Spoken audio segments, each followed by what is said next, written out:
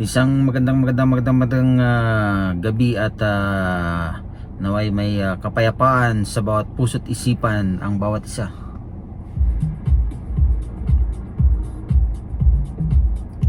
Matindi itong dumating na balita uli, ano? Ito ay napakinggan natin nung isang araw pa.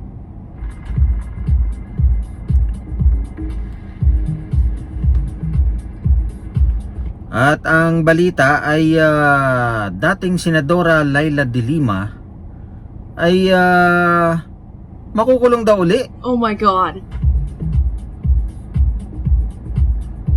Talaga namang pinag-uusapan ito dahil kalalaya lamang ito noong May 2023 dahil nga na-quit siya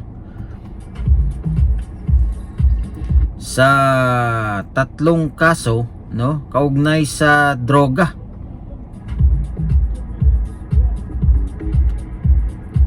So marami ang nagulat dito dahil nga kalalaya lamang ay mukhang babalik daw sa kulungan.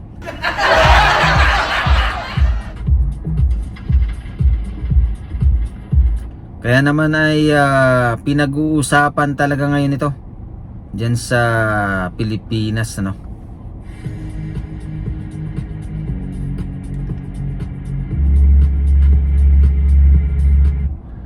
Nakulong si dating Senadora Leila de Lima na ngayon isang nanalo ito na congresswoman.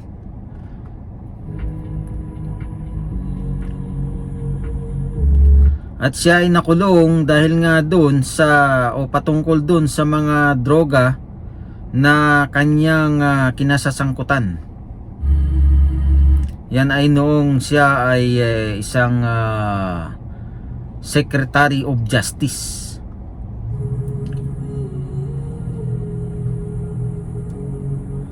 Ang napabalita noon ay dahil isa sa mga naging kaso noon ay yung pagtanggap ng 10 milyon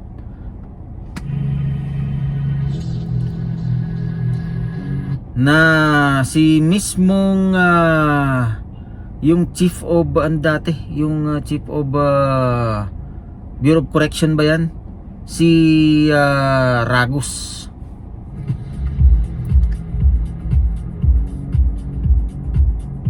Na ang kanyang salaysay ay siya mismo ang nagdala ng 10 milyon kay dating Senadora Leila de Lima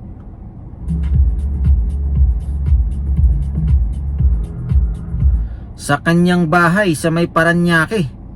Kaya talagang nadiin si dating Senadora at Secretary of Justice Leila de Lima.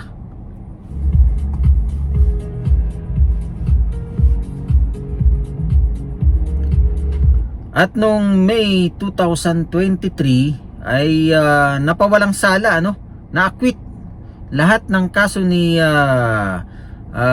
Leila de Lima ay na-acquit siya rito, ano. Kumbaga pinalaya na si Leila de Lima.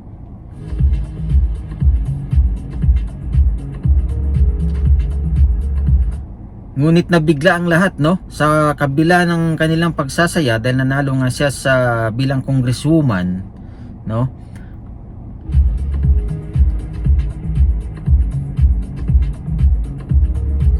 Ay binaliktad ng Court of Appeals, no, ang kanyang kaso.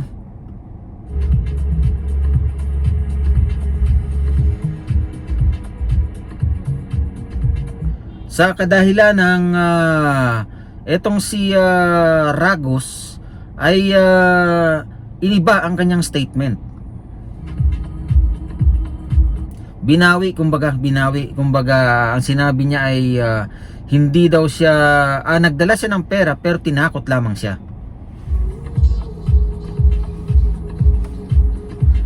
Kaya pinuna siya ni Attorney Panelo at ang sabi ni Attorney Panelo, paano siya tinakot? Nung mismong ginawa niya ang kanyang salaysay, no?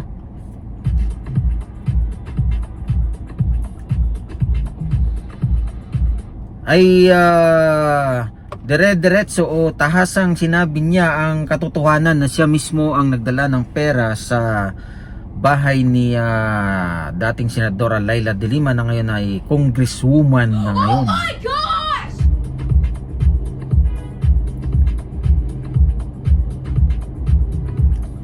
Ang tindi, ang tindi. Dahil lang dun sa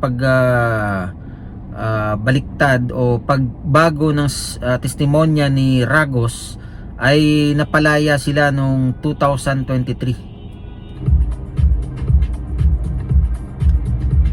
Sa kasamaang palad, yun ang naging problema ngayon dahil ang sabi ng korte, no, hindi dapat basihan ang kanyang ang paglaya, no, dahil dahil bumaliktad lang si Ragos.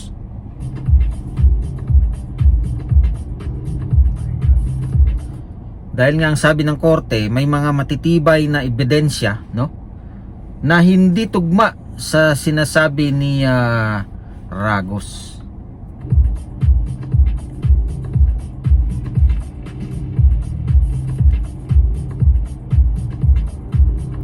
Kaya naman nawindang itong si Leila de Lima, no, Congresswoman Leila de Lima, sa desisyon ng Court of Appeals na mukha yatang bubuksan muli ang isa sa mga 3 kaso na kanyang kinakasangkutan.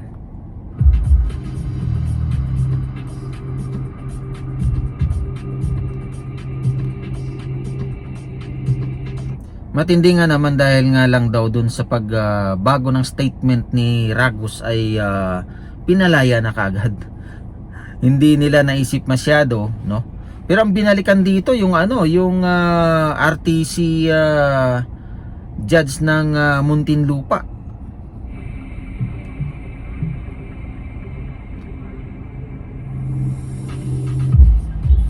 Kinwestiyon na kung saan bakit pinalaya kagad, na kung saan ay hindi nga tugma itong salaysay ni Ragos at ang mga ebidensya, no, matitibay daw ang mga ebidensya.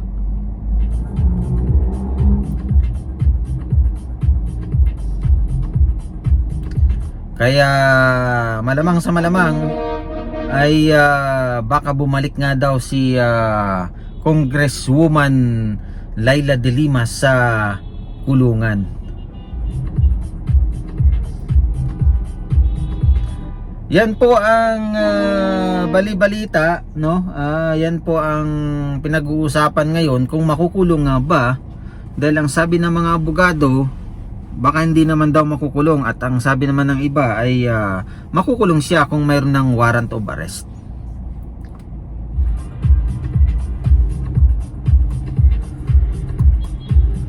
Yan ang ating munting update, no, tungkol dyan sa mga nangyayari sa ating bayang Pilipinas na yun nga kinakasangkutan o pinag-uusapan ngayon na si Congresswoman Leila de Lima, na ang sabi ay makukulong nga ba. Abangan natin yan, ano, kung talaga bang makukulong o babalik si Madam Leila de Lima sa kanyang pinanggalingan. Kasi maraming nagulat din doon nung siya'y lumaya, no? Paano naman hindi magugulat ay ang tindi ng mga kaso, no? Droga kasi yan, no? Tungkol sa droga, na kung saan siya ay Secretary of Justice at na-involve pa siya. So saan ang batas dun, di ba? Hindi natin makikita ang batas, so pantay na batas kumbaga. So yan lamang po muna ang ating update, no? Naway malinawan ang bawat isa rito at mabigyan ng hustisya. Maraming salamat muli sa inyong panonood sa aking maliit na channel. Pagpalain na ang bawat isa. God bless everyone.